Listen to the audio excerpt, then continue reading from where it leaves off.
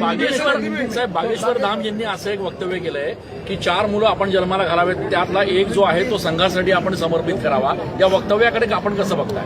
बघा, शेवटी जे काही साधू संत असतात ते त्यांची मतं मांडत असतात आणि मला असं वाटतं की त्याला नीट कॉन्टेक्स्टमध्ये घेतलं पाहिजे. मुळात त्यांचा म्हणण्याचा उद्देश असा होता की संघ एक अशी संघटना आहे की जिने हिंदू संस्कृतीला, सनातन संस्कृतीला त्या ठिकाणी जिवंत ठेवलं आहे, नवचैतन्य दिलं आहे.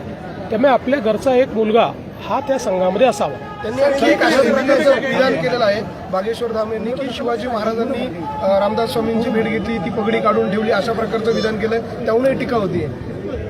इतिहासामध्ये अशा प्रकारचा कुठलाच दाखला आपल्याला पाहायला मिळत नाही.